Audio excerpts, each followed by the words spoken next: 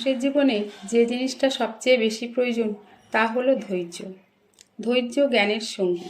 ধৈর্য হলো সন্তুষ্টির চাবিকাঠি। ধৈর্য হলো হৃদয়ের বীরত্ব।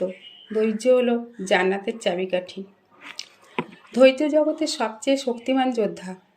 ধৈর্য ধরলে নিজের জন্য যেটা বরাদ্দ সেটা দেরিতে হলেও আসবে।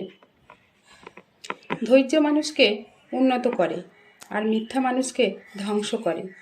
জীবনের দুঃখগুলিকে জয় করে এগিয়ে যাওয়ার জন্য প্রয়োজন সাহস আর ধৈর্য। ধৈর্য এমন একটি গাছ যার সারা গায়ে কাঁটা, কিন্তু ফল অত্যন্ত মজাদার। ধৈর্য আর পরিশ্রম জাদুর মতো, এরা বাধা আর বিপদকে অদৃশ্য করে দেয়। ধৈর্য খুব তেতো, কিন্তু এর ফল খুব মিষ্টি। সব সমস্যার প্রতিকারই হচ্ছে ধৈর্য। চেষ্টা করলে অনেক কিছু করা যায়, কিন্তু ধৈর্য না থাকলে কোনো ফল পাওয়া যায় না। ধৈর্য রাখুন, সবাই আপনাকে ঠকালেও ঈশ্বর আপনাকে ঠকাবেন না। ঈশ্বর ধৈর্যশীল ব্যক্তিদের সাথে থাকেন। ধৈর্য ধরলে নিশ্চয়ই ঈশ্বর সকল সমস্যার সমাধান করবেন এবং সঠিক পথ দেখাবেন। ধৈর্য একটি অসাধারণ মানসিক ক্ষমতা। ধৈর্য ধরুন, আপনার মনের আশাও একদিন পূর্ণ হবে। অন্ধকার হলে ধৈর্য ধরে বসে থাকো, ভোর আসবে।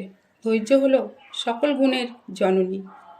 জীবনের সব কিছুর নির্দিষ্ট সময় আছে, তাই ধৈর্য ধরো ও কৃতজ্ঞ হও জীবনের প্রতি। জিনিয়াস বলতে কিছুই নেই, পুরোটা ধৈর্য না হারিয়ে কাজ করার ফল। শুধুমাত্র যারা সহজ জিনিসগুলিকে নিখুঁতভাবে করার ধৈর্য রাখে তারাই কঠিন জিনিসগুলি সহজ করার দক্ষতা অর্জন করে। ধৈর্য ধরো, সহ্য করো, হয় জিতে যাবে, না হয় শিখে যাবে। যে ব্যক্তি ধৈর্য ধারণ করতে পারবে সে কখনো সফলতা থেকে বঞ্চিত হবে না। হয়তোবা সফল হওয়ার জন্য তার একটু বেশি সময় লাগতে পারে।